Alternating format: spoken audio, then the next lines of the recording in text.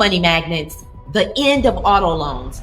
Banks are making major changes, but no worries, because we're going to show you how you can still get to the bag. Hey, Glory, let's talk about these auto loan delinquencies and how they're rising.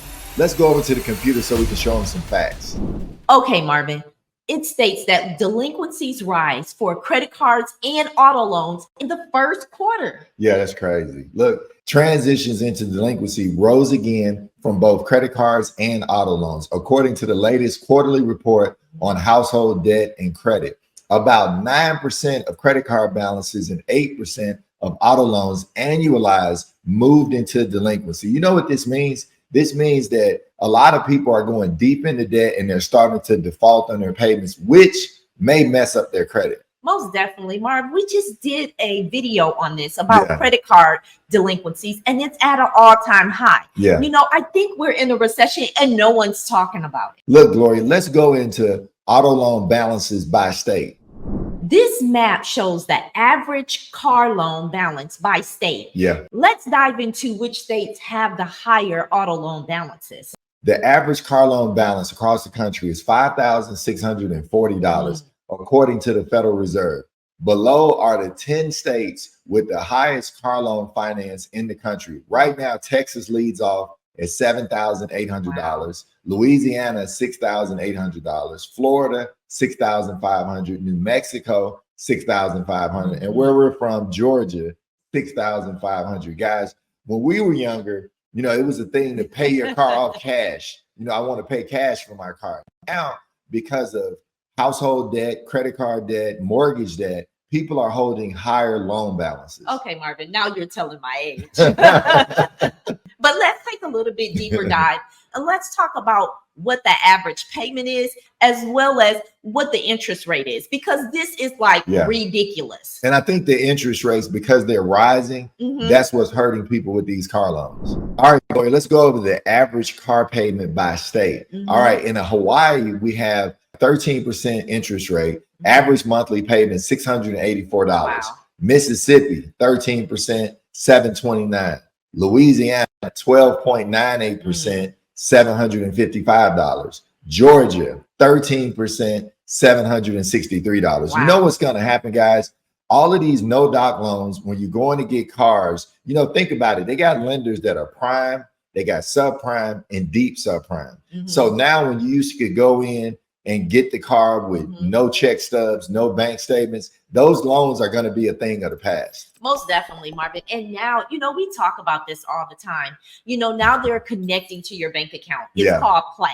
And what Plaid does, it gives them, you know, your detailed banking. You know, do you have any NSFs? Yeah. What is your ending balance? We talk a lot about ending balance because it's all when the dust all settles, they want to see how much money do you have left over after you pay all your bills. So it's really, really important that you start looking at the way that you bank. I don't mean Cash App, PayPal. I'm talking about your legitimate bank account. And it's really important. Like we talk about, you can manipulate credit. You can fix your credit, but now they're not just going with what your credit score is, because I see where people have 700 credit scores and still having a hard time getting approved for a vehicle. A lot of times people want all of these luxury vehicles and they can't afford it.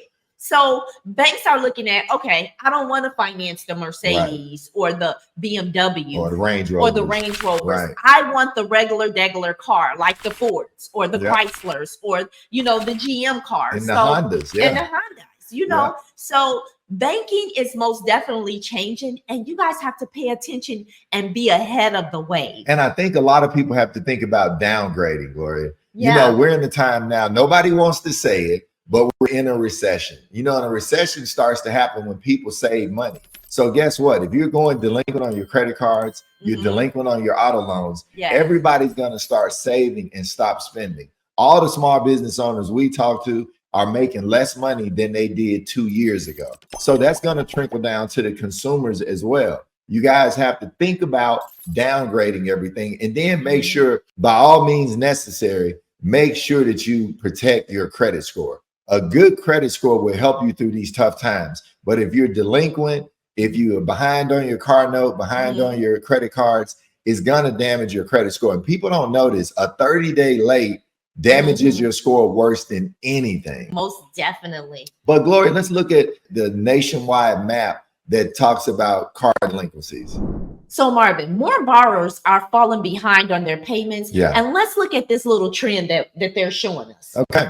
Back in 2010, it was at about 11%. Now we're at about 7 or 8%. And you know what this is going to do? This is going to stop the prime banks from lending with no money down. Now you're going to have to go to the subprime or the deep subprime, which means you have to put a down payment down and have a great credit score in order to get financed for a car.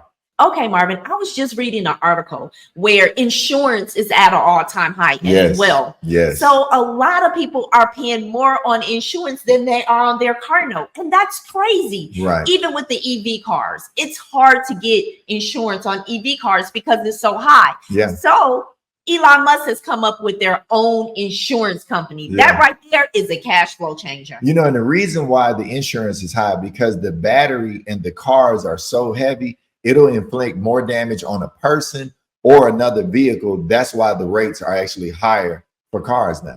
Marvin, do you remember how Capital One was doing a lot of loans, especially for people that didn't have, you know, great credit or limited credit? Right. Well, they've stopped lending to dealerships. Wow. That right there is crazy. And look, if you guys have experienced this, make sure you comment below and share which lenders you've been going to and which ones are actually working for you. Okay, so let's do a quick recap on what's going on in the car industry. Okay. So you want to make sure that your credit is on point. Yeah. You have to make sure the body of your credit is good. Don't miss any payments. Yeah. Even if you're having a hard time, then maybe you need to look at refinancing your car so that you can get a lower payment, as well as not buying more car than what you can actually afford. And another thing, you can always go to your insurance company and rewrite your insurance policy to get it lower.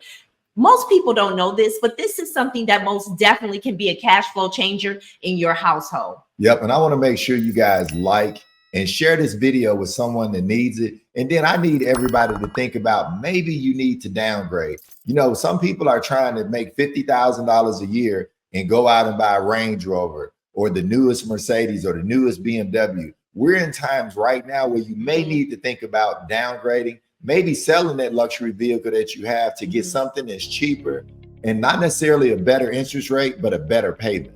Most definitely. Marvin, wait a minute. I have a gem. Okay, so let me tell you Gloria's gem for today. You can also look at getting your car in your business name. That way it doesn't show up on your personal credit and you don't have to be a personal guarantor. So look, if you guys want to know how to refinance a vehicle in your business name so that you can write off the interest, check out this next video. I'm Mr. Smith. And I'm Mrs. Smith. And we're here to help empower your finances.